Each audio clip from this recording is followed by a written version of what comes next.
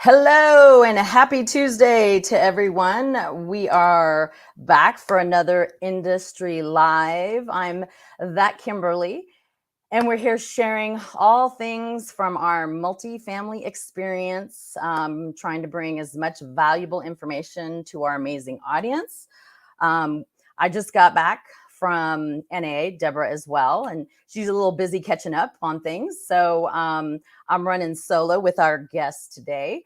But we did run into so many great people, so many old friends, and met so many new ones that actually brought up this live to us. So I'm just telling y'all again that one, thank you very much for watching and letting us know that you watch. So when you come on, please comment and share it if you find the information valuable. But most importantly, if you want to be a guest on this live, we absolutely want you to come on and share your story with us. So you can go to this link right here and you can download resources. You can watch where you want to, or you can choose where you want to watch this, as well as you can sign up to be a guest. You can pick your Tuesday. So I just want to throw that out there again, because that was pretty cool to run into people that said, oh, we watch you on LinkedIn, or we watch you on the Facebook, or, all of it. So thank you, Susan, for joining us this morning. And thank you, Andrea. We appreciate you so much. So today's guest that I will be talking to is Miss Karla DeJesus. And I just love saying that last name. I get to pronunciate correctly, since I'm not truly bilingual, even though I am some people's favorite Mexican. Yay! But I'm excited to have her on and sharing her journey with us. And before we jump in there, again, I just want to remind everyone that we are live via Facebook, LinkedIn, and YouTube. So wherever you are watching this, please, comment, maybe hit that notification so you know when we're going live, which is every Tuesday at 10:30. As well as you're able to share it. If the information hits home with you, or somebody that the information would be valuable to, please share it, because we believe that sharing is caring. And we want to spread the word for more people to learn more about multifamily, as well as provide valuable information to all of our audience. So without further ado, if I don't have any technical issues, I welcome Karla. That was so seamless. Well, thanks. Oh yes, and nice seeing you. Why? See, this is what technology just Nice seeing you, LinkedIn user.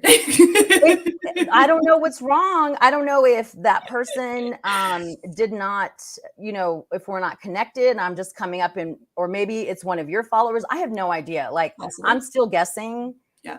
We don't own the software, folks, just so you know. But thank you, whoever you are. Put your name in the comments, because it's not showing up. But we appreciate you. It is not ever a slight when we mess up here. It's called technology. We have no control over it. Okay. Right. Exactly. Yeah. So, Karla, tell everybody, you get 60 seconds. Okay. High level, who you are, what, where, and all that great stuff. Got it. So who I am. Well, first of all, I was born in Honduras. Ooh, so Latina. yes, definitely not. Yes, very, very spicy Latina. And I moved when I was 2 to Miami, Florida, where I spent the majority of my life. Decided to do something crazy and join this crazy industry. And then somehow, through moving and my family and trying to reconnect with them, moved to Houston, Texas. So I've been in Houston for the last 3.5 years ish. And yeah, that's kind of a 60-second version of my life. So who was your very first management company, and who do you work with now?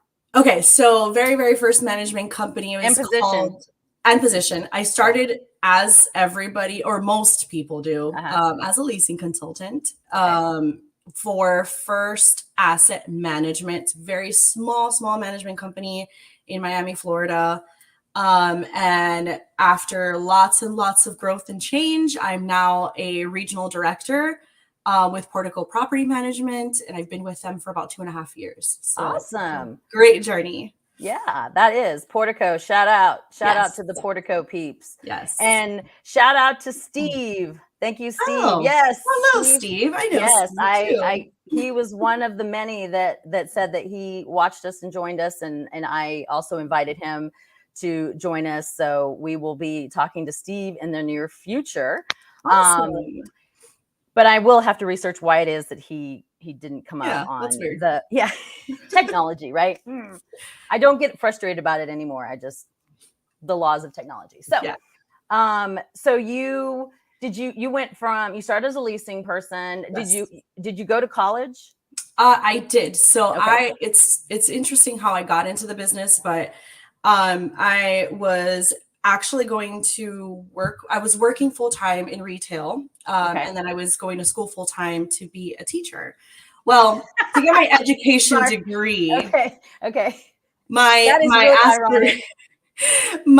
aspiration really and truly was to be an administrator. So like a principal or like a superintendent, like those were like my long-term goals. Right. Okay. Well, I was literally about to be finished. Like I was doing my observations, like that's like the tail end of your bachelor's career. Right. So I was doing my observations with this teacher that was very, very tenured. And she literally said, you don't want to do this. Her name will remain nameless, but we appreciate you. She is definitely going to be nameless, but she legitimately was like, don't do this. If you can find another career, please do that. Wow. It's like, wow, that honestly has stuck with me again. Like you can tell, like since now. And it's funny because while I was doing that, because of the observations and the timing and all that, I was kind of looking for a job that wasn't so volatile with like the scheduling. So, you know, you had more flexibility. Retail was like, you don't even know when you're going to work. Your schedule's kind of done by somebody else. So, and it's so, especially with holidays, you don't know. So I was like, okay, I need a sort of 9 to 5.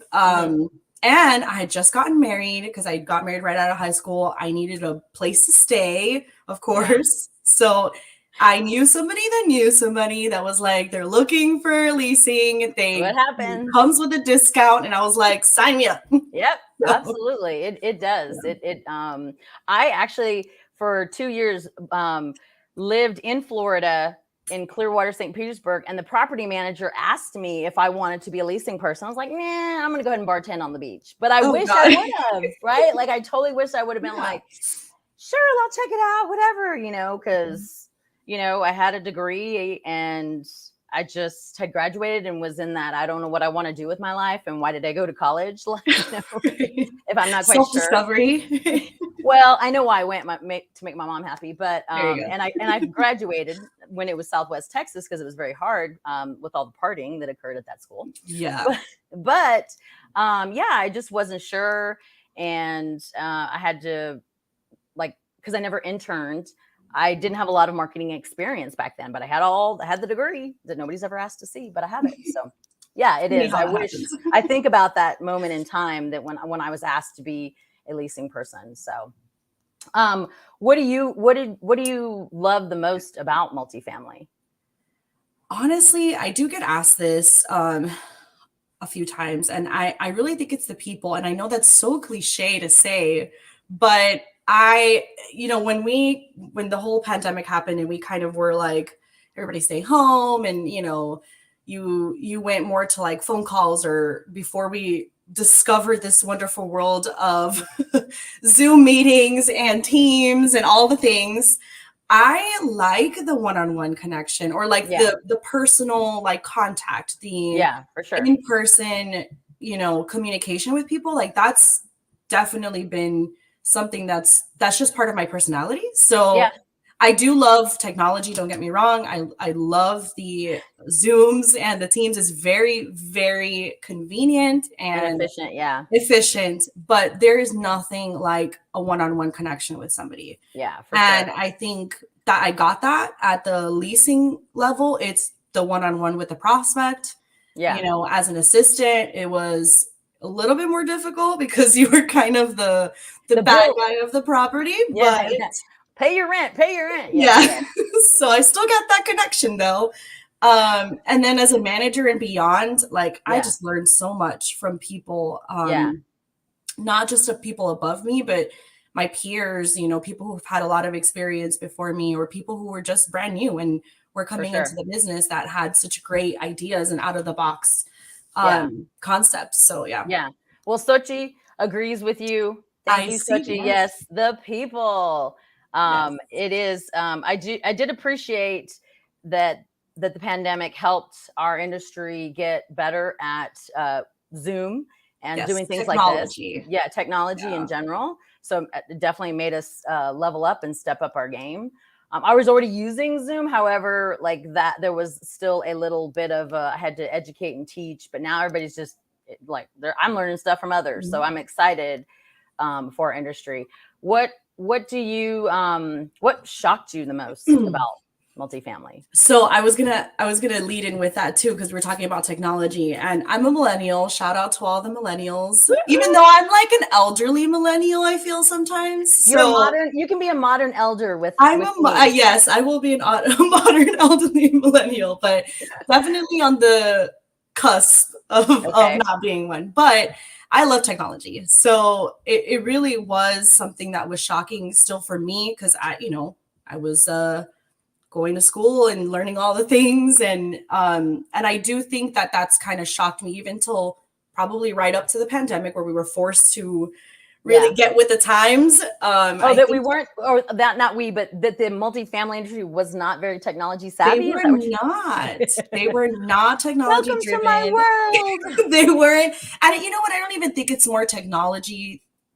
It may not even be that just piece of like actual technology, but they weren't trying to innovate. And I think that's kind of where you get stuck, right? Like you have to be different, and you have to be, you have to look for, kind of think outside of the box ideas and just things like that. And I feel like there wasn't a lot of that happening. Yeah, for sure. Well, it happened. I did like the fact that when they got in, whoever the person was or the company was, there were some things they were really into, but then there were other things that they were not, right? Like I absolutely, yes, Sochi, she is making a dent now. And Gianna, hi Gianna. Hi Gianna. She agrees with me. I know she agrees with me. Yes, thank you for joining us. But it did fascinate me on what was important to them, on what they found. But when it came to the marketing side, my past life, when our company was using YouTube before it was bought by Google. And when the industry thought Facebook was the demon, the devil, that nobody searched for apartment, and that this person will remain nameless. I can't even remember her name. Yeah. But she was like, do you really think that apartment renters are looking online? I was like, when you need a service, like let's say a laundry, what are they called? Dry cleaner. Or a dentist. Where do you go? And she goes, Google. I go, then why don't you think that the renters use the Google, as I like to call it? The Google. Right? The Google. Come on. It is. I just was, and because I had to, and I didn't know that's what I was doing, lead with empathy at the time, I was baffled. I just was like, well, I had to keep that straight face sometimes. It was really hard to do. But it just, it is, and now we're all there, and now you're trying to, swim and not sink from all the constant and now change. There's so many things out there, which honestly I feel like it's great. Like it's better to have options and not, and again, there's so many new things up and coming. Like we were having a meeting last week where we had a presentation of something called a HoloLens. Gianna, correct me if I'm wrong, if that's what it's called. It's literally like a holographic experience of an apartment.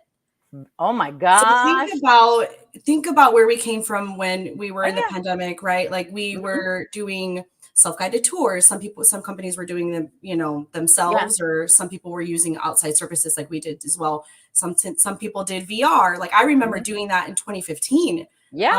I remember when Matterport came out with their stuff, right? Like it was definitely, it's evolving, and that's just the way that Gianna says that is correct. Right. She says right. But like, don't even get me started on the metaverse. Like somebody asked me, Deb goes, do you think we should, do something in the I was like, the industry is not ready for the metaverse, but absolutely we should. But the industry is not there yet. I'm all about being a leader, but I'm not going to be so far ahead like I was last time that it just, just takes too much to educate them. So yes, Sochi, Google is your bestie. I tell everyone, Google is your mother. Google is your mother. It knows all the things. Yes. Hashtag the Google.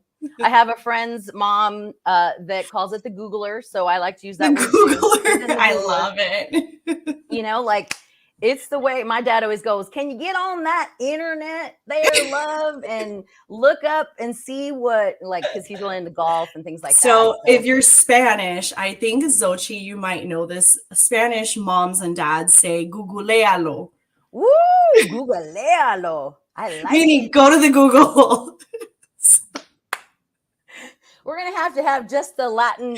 We need Latin lingo. Yeah, Latin lingo is going to be one of our episodes in the future, just so you guys know, because it is quite interesting how we've all renamed and come to evolve. Sochi says, yes, they do. Okay, so can you share, since you're good at leaving names, people, the innocent, nameless, what was a tough situation that you may have gotten into or found yourself in, and how did you handle that one? Well, first, let me give a shout out to my sister. She's watching. That's Cynthia. Hey, sis. Thanks for your support. Yay! Right? Did I pronounce that right? Yeah. Say that again. Sepúlveda. Yes. Sepúlveda. I'm gonna get it down. You'll get it by the end of this show. So I wouldn't say that it's anybody specifically that I think I had difficult situations with. I think that it was mostly a mindset. So with somebody like myself who is very, very, very ambitious, I learned the hard way that you need to tame that sometimes, especially when you're breaking into a new industry, which I was at a very young age, right? Yeah. And I think I matured through this industry just to learn how to be patient, to learn, like soak all of the information in. And I sometimes made a couple of decisions in my career to move to certain places, to work with certain companies, where I think looking back, I probably needed to just take a break and just ride the wave that I was on versus trying to jump on another wave. Right. Yeah. And so, I think I learned a lot, and, that's helped me to be successful where I'm at now. Is just learn what you can, and like, just literally not be afraid to make mistakes. And so, you know, I think that's been my biggest lesson I've learned throughout my career. You're definitely an old soul, not a modern elder. You're an old soul. I told you, I'm definitely millennial, but not at heart. Well, but you are, the fact that you said it was a mindset, like back when I was growing up, if you will, or coming up in the industry, I had to learn to tame it, but it was just so I wouldn't scare people, because I'm already I'm serious. Like, I'm very passionate about things that I'm passionate about. Right. And when I'm support you, I'm half Latin, and we go all in, ride or die. 100%, so it was almost to like, but people love my tenacity at the same time. I just had to learn to dial back, especially if somebody was being picked on or bullied in the corporate world, like I didn't get that. Right. So I almost became, I had to learn to have that, the patience of, okay, maybe it's not about, me, it's about them, and not take offense immediately and try to better understand where they're coming from, like meet them where they're at, right? Like that was something I absolutely had to learn in my, probably early 40s. But coming into the industry when I started, I was in my 30s, and I was a ball of energy that was definitely could be scary. But with what you said about your, patience and learning, I do love that millennials, that they stand up, and the Gen Ys and the Gen Zs, they stand up for what they believe in. They speak out. I do feel all of us need to seek to understand before we get upset. Right. That should be a mindset that we are taught early on. Yeah. Seek for understanding. My dad was the patient, funny kind, and he was the one that was like, okay, why do you feel like that? What is wrong? You know what I mean? And my mom was a disciplinarian. She was the like, oh yeah. Well, that's your mom was Latin, right? That's just what it is. So she asked questions later. So I had to unlearn that. Right. Yes. Like she take action first, and then I had to and then ask questions later. So it can get you in trouble. It can get you in trouble sometimes. It also helped me be very disciplined and respectful. But at the same time, I do I envy that you guys get, that your generation does it very differently, and they're very comfortable in being who they are. Like I had to be okay and comfortable that I am, and I know I'm too much for people at times, and I need to dial it back. It's okay, right?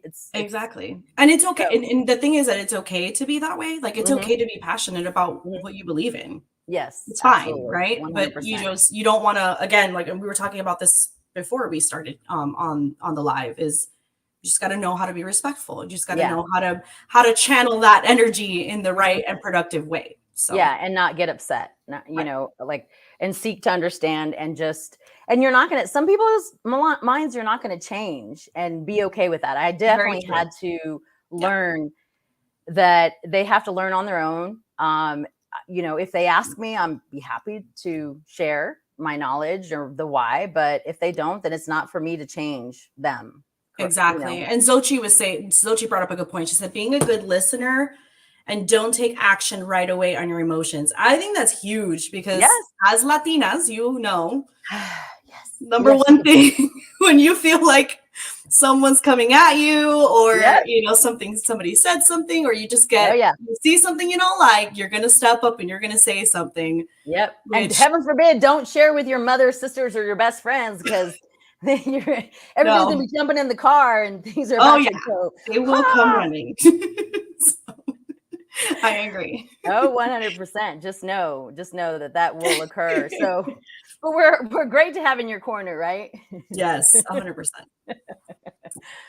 So yes, we will have to tackle those at a later time with Xochitl, because I do feel that there's a lot of misunderstandings, and as you and I have talked in the past, about my mom, my grandmother was born and raised in El Paso, and she was very proud to be an American and did not want to be called a Hispanic. She was an American with Mexican descent. And then my mom was very fine. She's born in El Paso, born and raised in El Paso, and spoke 2 languages, didn't have an accent, and she absolutely did not want to be called Mexican. She was a Hispanic, or, we didn't even use the word Latin back then, or I didn't in El Paso. I don't know, even though we were the majority. So I think there's a lot of things that we could educate others on. 100%. I agree. And I definitely think Xochitl is the best person to add to that conversation too. So Xochitl, you're going to join us next time for sure. Yeah, we might even have an additional guest, Val. I'm not going to try and mangle her last name, but she runs the education at AGD. Shout out to Val. Speaks 5 languages, married a gentleman who is German descent. And, that experience for her was very interesting. Some of the stories she shared with me. So I'm not going to try to go down that route just yet, but I'll let her. Andrea, I love listening to receive and reflect versus react. Yes. We agree. That is 100%. So important. Yeah. And it takes practice, right? Mm-hmm. Karla, like it's not something that we can just. it's not natural. It's not like a everyone, natural reaction to everyone, everyone. right? Correct. I think it definitely, it requires a little bit of failure and a little bit of learning and getting kind of put in your place sometimes. And so I think it's if you learn it, if you can do it the majority of the time within your relationships, and that's professional and personal, then 100%. I think you're going to be super successful. Yeah. And I look at it when you get that constructive feedback, because we gave a little talk, me and some others, on just active listening skills all the way around, that all lead up to empathy, that constructive feedback is not bad. I mean, I'm a Gen Xer, and we were not, taught it was the word criticism. No, it's feedback. It's feedback, and it's good, because that's how you get better. And if you don't learn from your experiences, that's when it's a failure. But you don't really fail, right? You might bump into this wall and then figure it out and then go this way. And you bump in over here and then you go this way. And you meet nice people along the way that says, no, you need to turn left instead of right. So you get back on the road. But you gotta go. You can't. And I think this can be a whole different topic, but I think as a millennial, we get the stigma of being called, and Gen Z, right? We get the stigma of being called too emotional and, for lack of a better word, just overly emotional and just too sensitive, easily offended, which I mean, can be true at times. Yeah. I think, definitely there's a topic that we can talk about and a whole conversation we can have on that. But those people who are calling you that, a lot, you've been enabled. Like that, those generations, 100%. Like, I wish I was allowed to show my emotions, right? Like, I know, it's the Gen X's and the boomers that say that. And I feel bad because, and I used to say it too, but then I catch myself because I'm like, I think I'm jealous because I didn't get to show that to anybody. It went from one extreme to the other, right? Yeah. And you have to find the balance, right? Exactly. It is something that we're all learning. And now, especially after COVID, if you don't, get your mindset right and lead with empathy to understand where that person is coming from, you're always going to be wound up tight and upset. Right? And who wants to live that way? It's not worth it, right? Like, I don't. I certainly don't. Like, I want to enjoy my, what I do, and I, be happy. And if you're constantly in this stage, that's just not a good thing, right? Yeah. Oh, Sochi has a great statement. Times are changing, and people need to know how to have a conversation. Oh my God, yes. Preach it, sister. Yeah. I am so on that level right now. Yeah. And this is a great way to lead into platforms and tools, because there's plenty of them out there, right? Yes. Are there any that you use, whether it be for mindset or, marketing, technology, like whatever it is? Like, what is, high level, what's something that you like to utilize? Tools for like myself or for the company or for whatever you feel comfortable with sharing. So I will tell you, for everything that I mean, personal, professional, I go to YouTube. I know it sounds so antiquated, but no, it's not. Personally, for myself, like, I'm very much into like beauty and, all of that. I go to YouTube. I learned how to do makeup on YouTube and trial and error and all of that. When I don't know a business term, I literally go to YouTube. Smart. I have done that. I have learned. I mean, Google's great. Of course, you can sit there and read, which I do that as well. But I think when I want like a quick snippet of something, or how do I use this in my real life? Like, I would usually go to YouTube. And that's been something we've used too in the past in many companies that I've worked for, to showcase apartments, to, use it as a marketing tool as well. It's definitely still untapped, I think. I know there's some communities, some companies that are using it to their benefit, but I still think that's an untapped tool that a lot of management companies aren't using right now. Yeah, absolutely. Google is your mother. Google owns YouTube for a reason. Exactly. Like, I am also baffled at like the amount of people who don't, I mean, not everything on, if you read it on, the internet, it's true, but you can dive deep enough to find different opinions and high level. Google serves up the most relative information that people are accessing and going to, just so you guys know, but if you don't believe the first video or first thing you watch, you can find some others, right? Like it's, I wish I had it back then. I used to wear the same color eyeshadow and match. Like if I had a green sweater, I was wearing green eyeshadow, right? Like no joke. Talk to my best friend. She'll tell you. I had no idea. I had 3 older brothers. No idea how to put on makeup, right? Like it was what it was. So, but point being is now there are resources from, YouTube that leads, to, Twitter, which, now they've expanded. You can watch video and link back to articles so you can go see other things, right? It's just not just a headline reader type of thing. We don't, that's not cool, right? Dive into it if you really want to know and you want to learn. But YouTube, 100%, it is 100%. Your friend. It is something that everybody should be utilizing. As if you're not using it, you're sleeping. You can't. You got to do it. Yes. # Google is your mother, as Gary Vee says. So what advice would you give to your younger self? Ooh, this is a good question. I would say to my younger self, definitely be patient.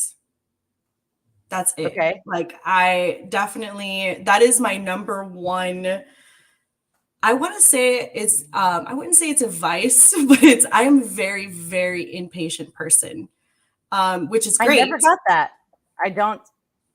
You have your mindset on point then. When I have, yes, I really, really try to not seem that way. But, I have had to learn that there are things you can control and there are things you cannot. And the things that you can control in the whole sphere of your life is like this little.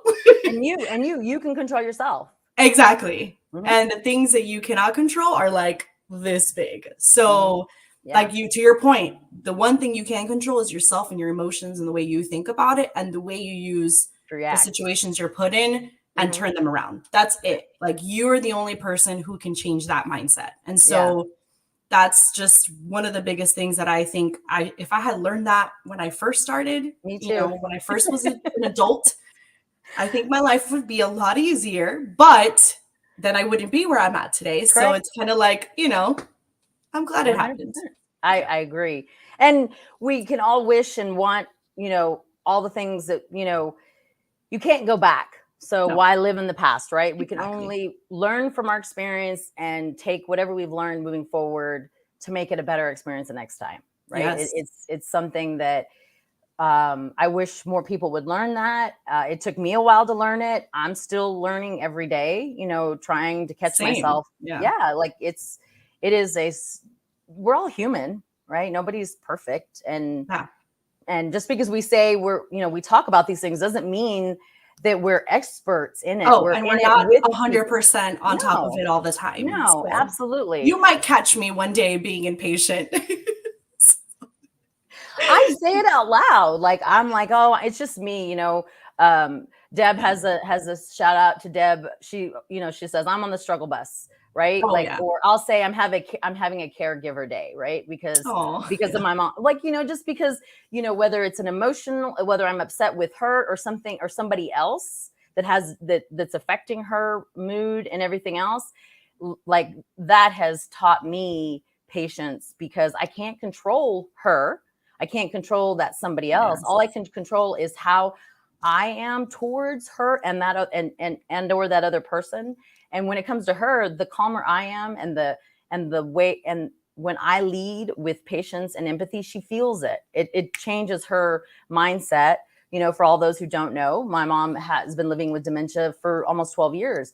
And I feel very lucky that I have that ability, and that I learned from so many other people so that I can take that action. It definitely took me a hot minute. Yeah. It's literally a skill you need to learn. It is. 100%. Yeah. But it's also a skill you have to continue to practice, right? Yes. Like if you're not practicing it, it's going to go away, or you're not going to continue to learn. So practicing is very, very much key. So you said, I asked you for your younger self. Is there any advice you give to someone just coming into multifamily as we wrap this one up? I would say somebody coming into the industry, learn, be open to learn, because it's definitely a really, especially now, there's such a huge industry right now. Like, so you can start in one area and end up in a whole different area, in a whole different, you can go from being operations to being a supplier. You can, thank you for using the word supplier. Yes, I know. Shout out to you. You taught me that term. I'm trying to change the mindset of people. You are, and you have changed my mind. So I'm on that bus. So I think it's a world of like possibilities that are open to you when you're in this industry. So learn, be open, don't be afraid to make mistakes, and just learn as you go. And be patient with yourself, for sure. We all need to hear that. 100%. It is something I wish I would have, I didn't know what I didn't know, and my mom and my dad they taught me so many other great things. My dad definitely taught me patience in a different way, I guess, than my mom did. But their work ethic and, all the things that I learned on the positive side, patience was not one of them in business, right? Like I wanted it now, not later. So I have definitely, thanks to Gary Vee and Mel Robbins, I read, or I should say, I listen to a lot of audio books and podcasts with, business professionals that, like Gary Vee and Mel Robbins. And there was one other person, Jay Shetty is one. He's got an app now too, but that helped me when it comes to mindset and business, and just how to continue practicing that patience with myself first, and then others second, because you got to take care of yourself first so you can take care of others. Just FYI. That's a caregiver tip. So, whether you're the caregiver of your children or of a loved one, you gotta feed your soul and your brain, your body, so that you can provide and care for someone else. So that's my little soapbox. How can people, the audience, connect with you if they wish to reach out? I am on all of the things except TikTok, which you're going to be changing. You already told me I need to be on the TikTok. I'm going to call it the TikTok. I like it. It's just, it helps create content easier, right? Like, and you learn a lot and you connect with other people, right? And just so you know, that's where your future renters are. I know. So I got to get on that's the old millennial in me coming out. But Facebook, Instagram, LinkedIn, anywhere you can find me, I will be there. I don't use Twitter, but I'm on there if you want to say hi. But if you want to connect with her and her actually respond to you, you might try everything but the Twitter. Exactly. And you can't, DeJesus. Did I say love it? Okay. Yes. They're not very, I don't know. There are a lot of Kimberly Scotts in the world, so I have to put a D. Are there a lot of Karla DeJesuses? There aren't. But it's usually either K DeJesus or KDJ. That's my nickname now. So KDJ, I like it. I like it. Well, I love that you're so open and willing to come on and talk with us. And you will be back. I will. With what was the date? July 12th. I am actually going to be interviewing one of my managers. So I am super excited. It's going to be a really interesting conversation on breaking into new markets, diversity, equity, and inclusion. It's going to be amazing. I'm so looking forward to it. I love it.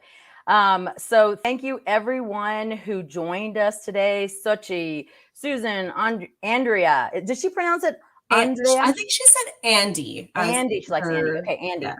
Yeah. Steve, which we will figure out why you're not coming up, because I know him and I are connected on the LinkedIn.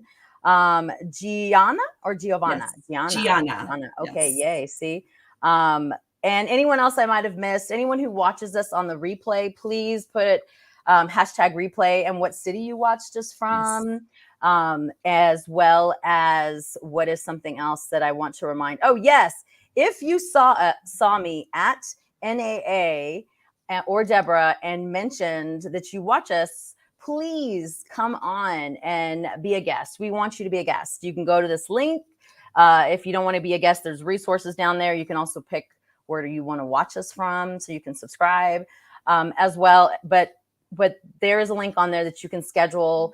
If you're not quite sure, it's always a Tuesday. But if you want to talk to us before, just message myself, message Karla, message Deb, message Sochi. Anybody that you've seen on in the past, they will tell you, we want the guests. We want you. We want you to come on. We want to hear from you. We want to, because otherwise we're just going to continue to be on here and talk. And if there's any topics that you feel like very passionate about that, you feel like we need to hit on, I mean, I think we're open to talking about pretty much anything. So yeah, here's an email address that you can also send it to, but I check that like once or twice a week. So if you know one of us personally, it's easier just to message us or, text, cell, whatever, if you want to watch past lives, or I already said that, the connection, but the past lives, I'm trying to find our little, there we go. You can go and put in hashtag ThatKimberly, hashtag Deborah Druin, or hashtag Industry Live. I don't know if you know this, Karla, but when you go into Google and you just put put whatever the hashtag is, and then whatever the word, your past videos and posts, if you go into the actual, like if you go into Facebook or Twitter, because it's a searching tool on whatever. I did not know that. Yes, thank you. It works very well. One of these days we're going to do a little session on it here. Yes. But that's why we use hashtags, people. Exactly. Because they're searchable. So we want to make it easy for everyone, because not everybody remembers handles anymore. True. So there's so many out there. But either way, we really appreciate everyone who joined us today, and everyone who stepped up and asked a question or commented. Thank you. We really, really appreciate that. Yes. And for those who are watching, who are like, oh, I see you, just say hello. It's okay. We don't bite. Yeah. Well, and whoever your company is not, you're supposed to be on LinkedIn because you're networking, right? Like, it's okay. True. If you don't want to comment on Facebook, go to LinkedIn and comment, right? So, but it's just, I don't know why, but I'm just encouraging people to not be scared to, put themselves out there, because that's how you learn. That's how you meet new people. Yes. That's how, all of it. So it's the way of the world these days. So correct. We thank you again. We'll be back next Tuesday, July the 5th, right after the 4th of July. That's going to be quite interesting. That'll be fun. Yes, it will be. And until then, thank you. Remember, sharing is caring. And my new hashtag is mean people suck. I like that one. So be kind, people. Have a great one. Bye, everyone. Bye.